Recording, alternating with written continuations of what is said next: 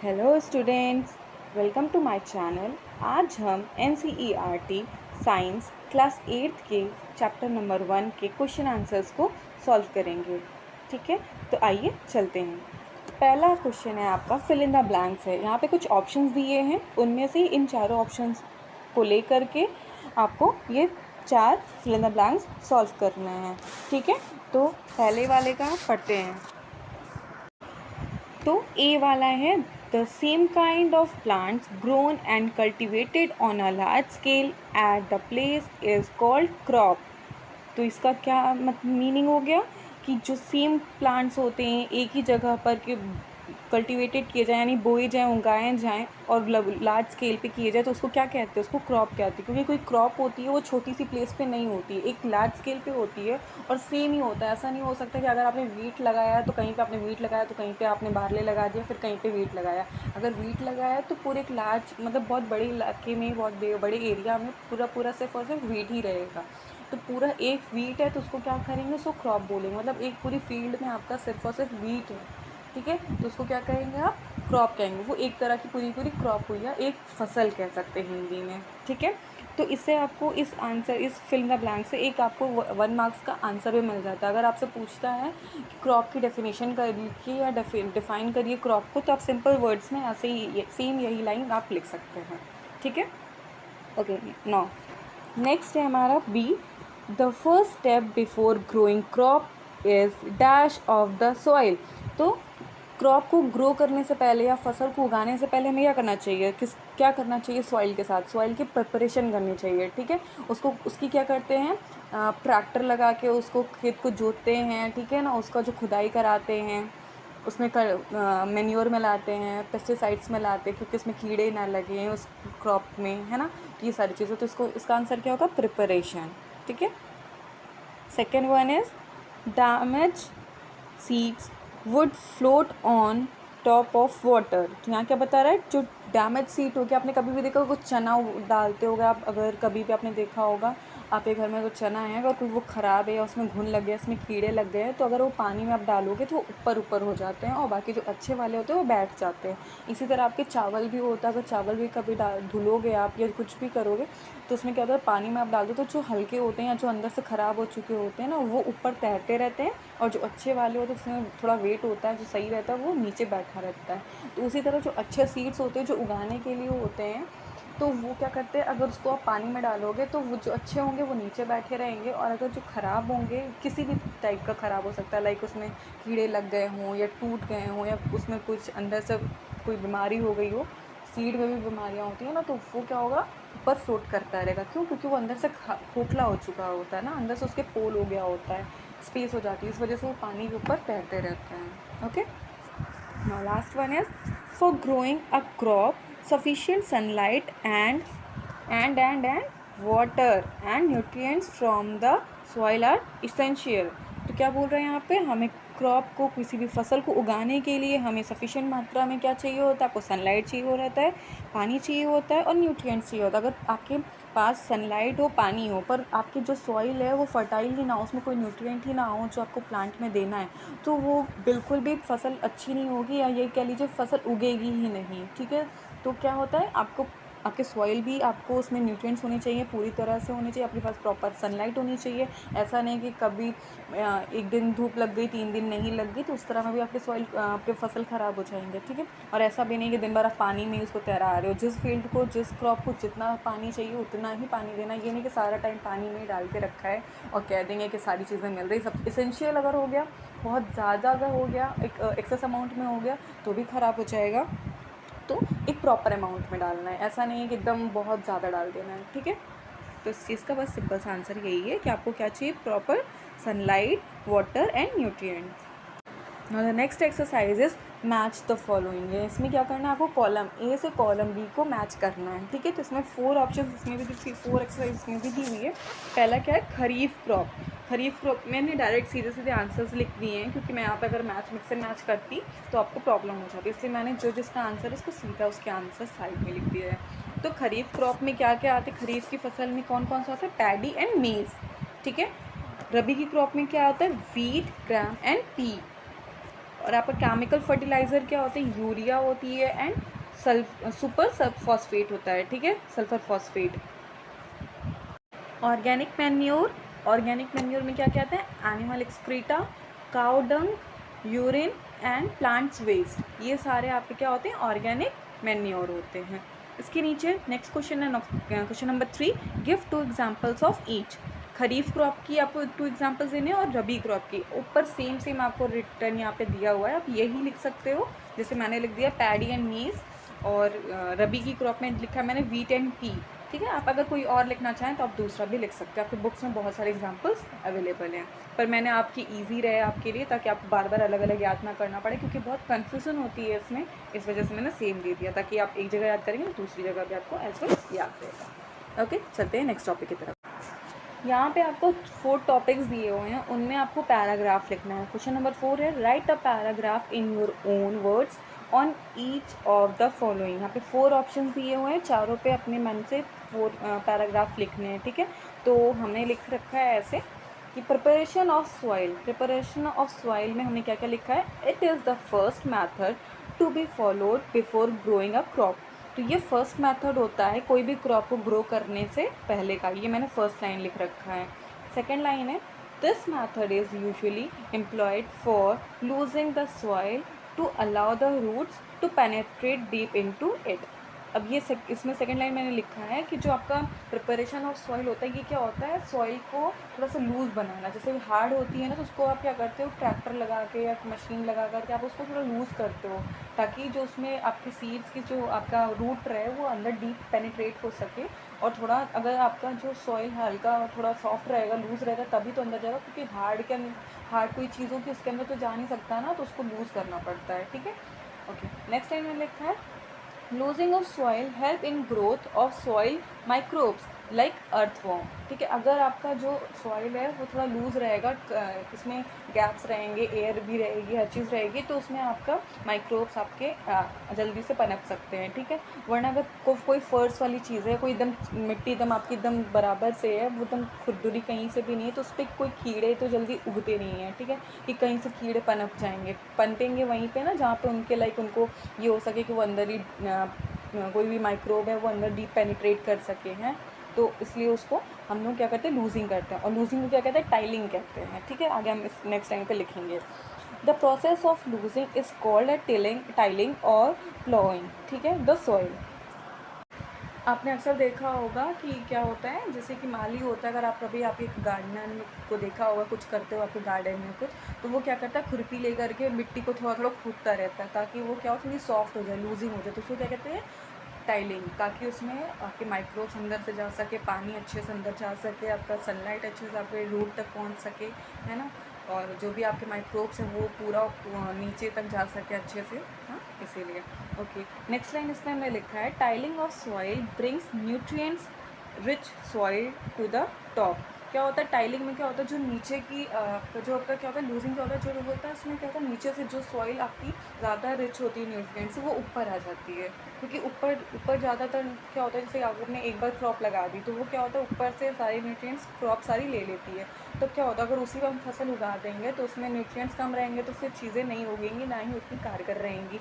तो इसीलिए क्या होता है, हम टाइलिंग करते हैं, ताकि ये प्लॉइंग करते हैं, ताकि ये हो जाए कि नीचे से जो नीचे की सॉइल है वो ऊपर आ जाए, ताकि जैसे आप एक क्लास में टीचर क्या करती है, आपका रोटेशन करती है ना, कि आगे एक वीक बच्चा एक आगे बैठेगा, फिर पीछे बैठेगा, वरना पीछे वाले को कभी आगे आने का मौका नहीं मिलेगा, है ना। इसी तरह मिट्टियों में भी, सॉइल में भी ऐसे ही करते हैं, ताकि जो नीचे वाली मिट्टी है वो ऊपर आ सके और ऊपर वाली मिट्टी नीचे जा सके, ताकि फिर से वो नीचे जाएगी और क्या करेगी, फिर न्यूट्रिएंट्स लेंगी, तो नेक्स्ट जब दोबारा ऐसा टाइलिंग करने का टाइम आएगा तो नीचे वाली मिट्टी फिर ऊपर आ जाएगी और ऊपर वाली मिट्टी फिर से नीचे चली जाएगी। इस प्रोसेस को हम ये कहते हैं टाइलिंग कहते हैं। इससे क्या होता है, हमारी जो सॉइल होती है वो काफ़ी रिच हो जाती है न्यूट्रिएंट्स में।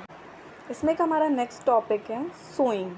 सोइंग क्या होता है, आपका प्रिपरेशन ऑफ सॉइल के बाद ही आता है सोइंग, ठीक है। उसमें क्या करते हैं, आप सीड्स लगाते हो। चलिए इसके बारे में पढ़ते हैं कि इसमें क्या लिखना है।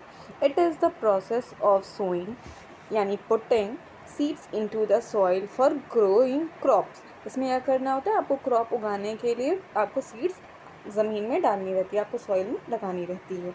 We need to use high quality seeds for growing. हमें जब भी हम सीड को ग्रो करें तो हमें ये ध्यान रखना चाहिए कि जो सीड हो वो हमारी अच्छी क्वालिटी की हो, तभी हमारी जो फसल है, जो क्रॉप होगी, वो भी अच्छी ही होगी। Okay, next point is sowing is done manually or by using mechanical equipment like seed drill. आपका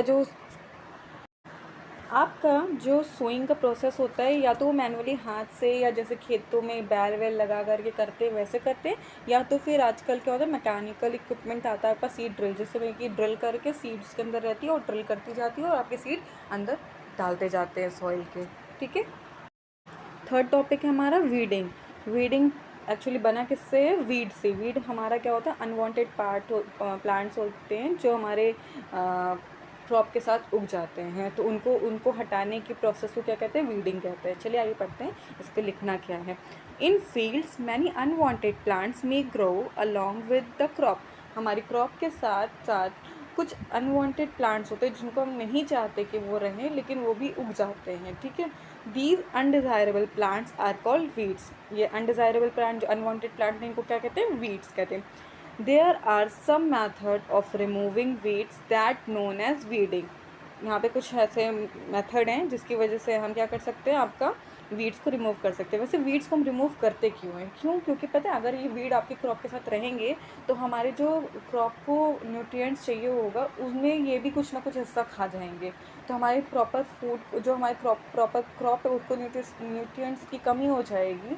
और वीट भी ले लें क्योंकि ऑब्वियस है, तो उनको भी ग्रो करने के लिए सेम चीज़ें चाहिए होंगी कि उनको भी सनलाइट चाहिए होगा, उनको भी पानी चाहिए होगा, उनको भी न्यूट्रिएंट्स चाहिए होगा। तो वो हमारे किसी काम के तो हैं नहीं वीड्स, लेकिन फिर भी वो हमारे पेड़ों के साथ लग जाएंगे।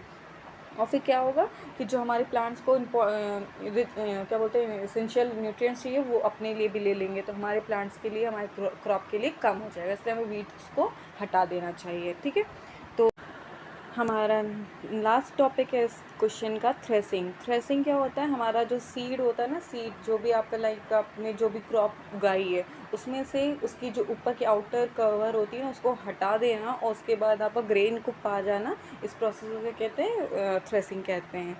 तो क्या होता है? It is the process of separating grains और सीड्स फ्रॉम कार्ब्स। उनकी जो ऊपर की लेयर होती है या उनकी जो डंडियाँ होती हैं जहाँ से वो उगे हुए होते हैं, उससे हटाने के प्रोसेस को थ्रेसिंग कहते हैं। It is done after harvesting the crop. Crop की हार्वेस्टिंग के बाद इसे किया जाता है। It is usually carried out with the help of a machine called combine. इसे किस मशीन की हेल्प से करते हैं? इसे कंबाइन मशीन होती है हमारी, उसमें डाल करके करते हैं थ्रेसिंग। उसमें क्या होता है, एक तरफ से आप पूरा अपना अनाज डालते रहते हैं जैसे आपने उगा रखा है, दूसरी तरफ से हवा चलती रहती है, ऊपर से क्या होता है, आपका जो ग्रेन होता है वो नीचे गिरता जाता है, और जो आपका एक्स्ट्रा एडिशनल पार्ट्स होते हैं वो हवा में उड़ते जाते हैं और वो दूसरी साइड कलेक्ट हो जाते हैं।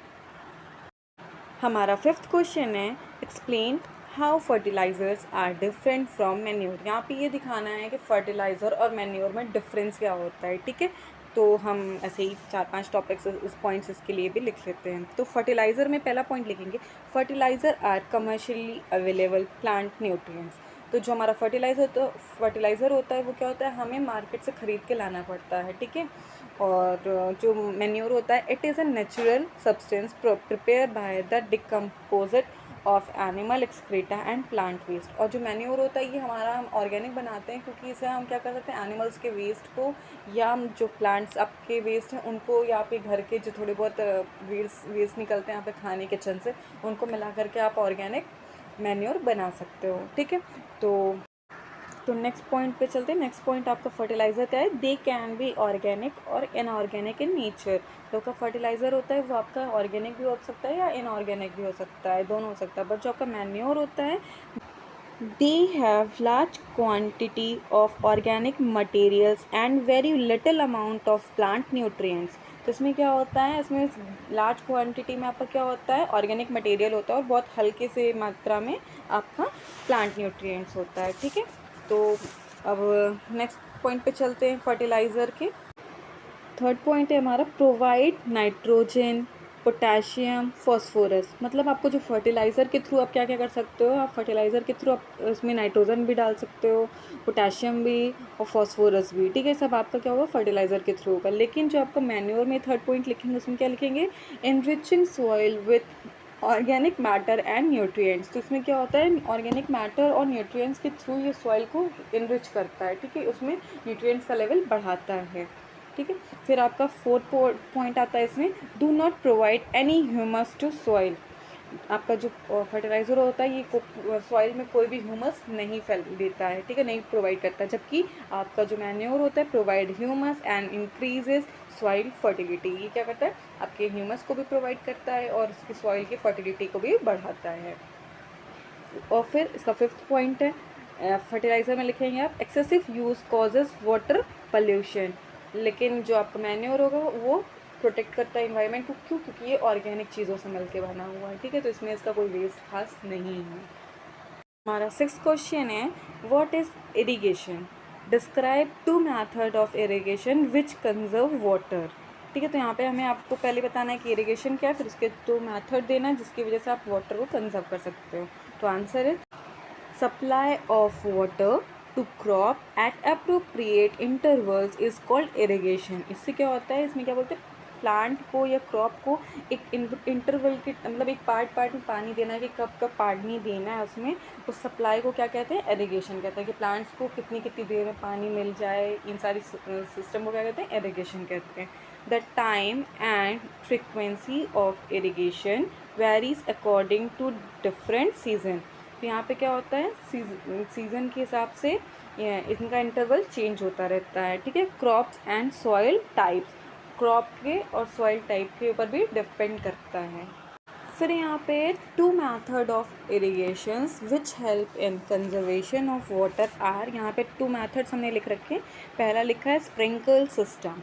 इसमें क्या होता है, बूंद बूंद करके पानी, मतलब स्प्रिंकल के थ्रू पानी इसमें डालते हैं। This system is more useful on uneven land having fewer water supply. यहाँ पे क्या, कहाँ पे, ये लाइक ऊंची नीची जगह हो, वहाँ पे जहाँ पे पानी की कमी हो या पानी की बहुत शॉर्टेज चल रही हो, वहाँ के लिए बहुत अच्छा है ये पानी का system, sprinkle system. Okay, in this method water is supplied using pipes or pipes to one or more central location within the field. इसमें पानी के सप्लाई के लिए क्या करते हैं, इसमें कई पाइप लेते हैं और उसमें कई सारे, एक फील्ड में कई सारे सेंट्रल लोकेशन बना देते हैं, वहाँ तक इसको ले जाके रख देते हैं, मतलब पाइप फिट कर देते हैं, ठीक है। उसके बाद क्या होता है, when water is allowed to flow under high pressure with the help of a pump it gets sprinkled on the crops. तो फिर जब पहले फिट कर लिया सारे लोकेशंस पे लगा के बीच बीच में, ऐसा नहीं कि पूरी जगह लगा दी, कहीं कहीं पे लगा दिया। उसके बाद जब इसमें पाइप से प्रेशर के थ्रू पानी उसमें फ्लो करवाते हैं, तो उसमें क्या होता है, जब प्रेशर के थ्रू जा रहा है तो उसमें क्या होता है, हर जगह स्प्रिंकल करने लगता है। लाइक जैसे आपने फाउंटेन देखा होगा ना, जब प्रेशर से पानी आता है तो एक जगह फाउंटेन का एक जगह होता है ओपनर, वहाँ से पानी पूरे आसपास के एरिया तक आपने देखा होगा पूरा फैलने लगता है। तो इसी को क्या कहते हैं, स्प्रिंकल सिस्टम। हमारा नेक्स्ट मेथड है ड्रिप मेथड। ड्रिप मेथड में क्या होता है, आपका जो वाटर होता है ना उसे ड्रॉप करके, ऐसे होता है कि लाइक एक प्लांट के रूट के पास या क्रॉप के रूट के पास वो ड्रॉप करके पानी गिरता रहता है, क्योंकि यहाँ पे बिल्कुल पानी नहीं होता है, तो यहाँ पे ज़रा से ही पानी को वेस्ट नहीं किया जा सकता है। एकदम जहाँ पे पानी एकदम बिल्कुल किल्लत चल रही है और जहाँ पे पानी की, वहाँ के लिए ड्रॉप सिस्टम बहुत अच्छा होता है। तो इसको पढ़ते हैं, इसमें क्या लिखना है आपको, in drip system, in this system water is delivered at or near the root of plants drop by drop. इसमें क्या होता है, रूट, प्लांट्स के जो रूट होते हैं वहाँ के ड्रॉप बाय ड्रॉप वहाँ पे पानी गिरता रहता है, ठीक है।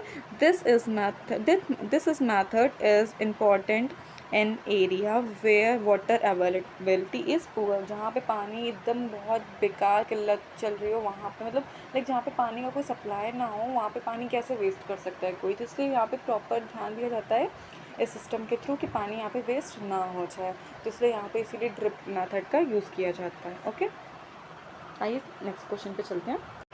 क्वेश्चन नंबर 7 है, if wheat is sown in the kharif season what would happen, discuss.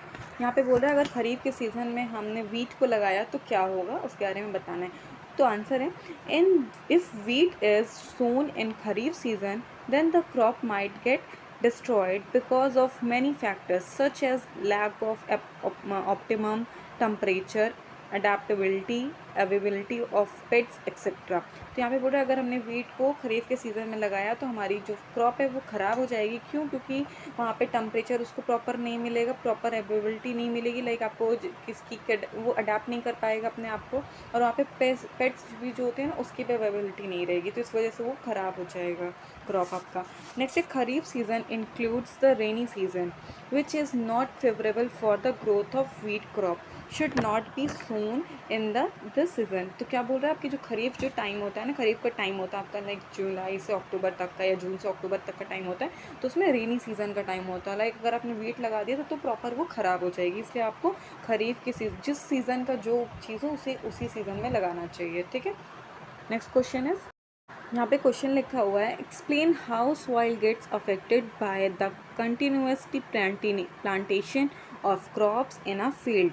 ठीक है, तो इसका आंसर है if continuous plantation of crop is done in the field then the soil will become poor in necessary nutrients like nitrogen, phosphorus, potassium etcetera. यहाँ पे plantation से मतलब है कि अगर से एक फील्ड में बार बार एक ही तरह के क्रॉप लगाई जाएगी। मान लीजिए आपने किसी में आपने किसी ने कोई पल्स लगा दी है, तो सेम वही दाल अगर आप हर बार लगाएंगे या एक ही क्रॉप कोई भी क्रॉप आप लीजिए वही चीज़ करेंगे, तो वहाँ से क्या हो जाएगा कि उस फील्ड से ना जो उस प्लांट को उस क्रॉप को न्यूट्रिएंट चाहिए होगा तो वो तो हर बार ले ही लेता होगा, तो प्लांट में क्या रहेगा, जो सारे न्यूट्रिएंट चले जाएंगे। लेकिन जो आपकी सॉइल होगी वो तो लाइक आपका अनफर्टाइल हो जाएगी ना, उसमें से आपके नाइट्रोजन या जो भी उसको इंपॉर्टेंट न्यूट्रिएंट चाहिए वो उसमें नहीं मिलेंगे। इसलिए कहते हैं कि हर बार खेत में ना अलग अलग तरीके के क्रॉप्स उगाने चाहिए, ताकि जैसे इस बार नाइट्रोजन ले लिया तो अगली बार वो फॉस्फोरस ले लेगा, फिर उसके बाद अगर फॉस्फोरस ले लिया तो सल्फर ले लेगा, तो ये सारी चीज़ें रोटेशन में रहती हैं। ठीक है, यहाँ पे एक एडिशनल लाइन है कि plants require nutrients for their proper growth and crop yield. मतलब क्रॉप को अच्छे से उगने के लिए और पैदावार होने के लिए ना आप न्यूट्रिएंट्स की बहुत ज़्यादा ज़रूरत होती है। ठीक है, तो इसलिए ये ध्यान हमेशा देना चाहिए। वैसे जो लोग खेती करते हैं उनको चीज़ पता होती है कि बार बार एक ही क्रॉप ना लगाएं, बदल बदल के क्रॉप लगाएं। ठीक है, इस चैप्टर का last question but not the least question, इसके बाद कुछ एक्सरसाइजेस हैं, अगर आप कहेंगे तो वो मैं करवा दूँगी, अदरवाइज़ वो आप खुद से भी कर सकते हैं क्योंकि वो कुछ पजल्स टाइप के हैं। ठीक है, तो question number 9 is what are weeds, how can we control them. तो यहाँ पे वीड्स के बारे में अभी हमने एक शॉर्ट पैरा में लिखवाया भी था, तो सेम उसी से कुछ मिलता जुलता पॉइंट्स मैं यहाँ पे लिखवा दे रही हूँ आपको। Unwanted plants that grow along with their crops are called weeds. ठीक है, तो जो अनवांटेड प्लांट्स होते हैं अपने क्रॉप के साथ उग जाते हैं उन्हें क्या कहते हैं, वीड्स कहते हैं। यहाँ पे कुछ एग्जांपल दे देंगे, ज़ैंथियम, ZXANTHIUM ज़ैंथियम, फिर पार्थेनियम, PARTHENIUM। अब किसी के दोस्त का नाम पार्थ होगा तो उसके आगे आप EM लगा दोगे तो पार्थेनियम मत बोलना, उसे चिढ़ाना मत, उस पार्थेनियम एक वीड होता है। ठीक है, कोई भी अपने दोस्तों को पार्थ को वीड करके मत चिढ़ाना, ठीक है, वरना आपके नाम का भी कोई वीड ज़रूर निकल आएगा। Okay, some common method for controlling weed. पहला लिख लेते हैं, weed can be controlled by using weedicides. ठीक है, उसकी दवाइयाँ आती हैं जो स्प्रे कर देने पे वीड्स नहीं लगते हैं। It is a chemical which is sprayed in the field to kill all weeds। मैंने बताया ना, इसको स्प्रे किया जाता है और ये सारे वीड्स ख़त्म कर देता है। Next point is the manual method of removing weeds is with the help of अ खुरपी। हमने पहले भी आपको किसी क्वेश्चन में बताया था ना कि खुरपी से इसको खुदाई करते हैं ना, तो खुरपी की हेल्प से आपको वीड्स भी अलग कर सकते हो, बट इसमें थोड़ा टाइम टेकन होता है और आपको खोदना पड़ता है खुद से। It involves regular uprooting of cutting of weeds closer to the ground. यहाँ पे आपको हमेशा अपरूटिंग मतलब क्या होता है, आपको रूट के ऊपर से खुदाई करती रहनी होगी और क्या होता है ग्राउंड को पास करनी होगी। तो लाइक ऐसा होता है कि इसमें आपको थोड़ी खुद से मेहनत करनी पड़ती है। ठीक है, और वीडिसाइड्स में या पेस्टिसाइड्स में क्या होता है, आपको लिया आपने स्प्रे कर दिया, छिड़काव कर दिया पानी में डाल करके, बॉटल में भर करके, तो वो अपने आप ही काम करता है, जितने भी वीडिसाइड्स होंगे वो मर जाते हैं। लेकिन इसमें जो खुरपी की हेल्प से, वैसे ये बहुत कारगर है, लोग अपने खेतों में क्या करना चाहते हैं कि पेस्टिसाइड्स या वीडिसाइड्स नहीं डालना चाहते हैं तो वो खुरपी की हेल्प से सारा निकाल लेते हैं। ठीक है, ओके, आज का चैप्टर यहीं ख़त्म करते हैं। अगर आप लोगों को मेरा ये पढ़ाने का वीडियो अच्छा लगा हो तो प्लीज़ मेरे वीडियो को लाइक करिएगा, मेरे चैनल को सब्सक्राइब करिएगा और अपने दोस्तों के साथ प्लीज़ शेयर करिएगा। Thank you for the watching video.